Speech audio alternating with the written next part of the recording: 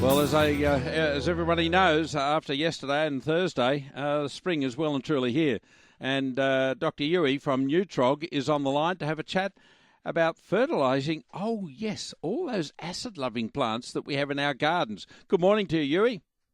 Hi, Graham. As you know, I love my acid-loving plants, and particularly things like maples, but also camellias and magnolias. And so I was really interested last week when you spoke about those white dead tips you get on the Japanese maples. Yes.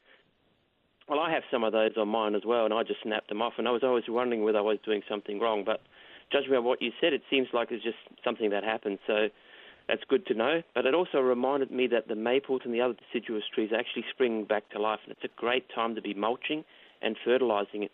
And also my camellias are either in full bloom, such as my lesduri, or my Emperor of Russia, which is actually nearing the end of its flowering. So I saw these new leaves are starting to come out, and it's another indicator that really they should be fed. Now, you know, growing these types of plants in Adelaide is a joy, but perhaps a little harder than it is up there in Sydney in a more temperate climate. Yeah, Sydney climate and the surrounds is a great place to grow these plants for sure.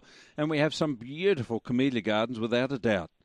Yeah, well, one day I would love to visit the EJ Waterhouse Camellia Garden or Earl Dewin House, which I actually found out is one of the many places that Neutrog sponsors. So, you know, I think the camellias there would all be in full bloom at the moment. And I know that you're a fan of camellias, and I must admit that group of plants, including azaleas and magnolias, they put on a floral display that really rivals the best in the world.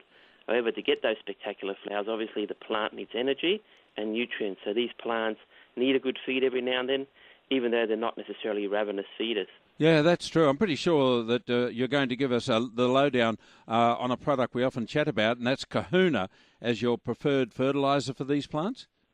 100% correct, Graham. You know, I love Kahoona, and I use a fair bit of it because I have those acid-loving plants.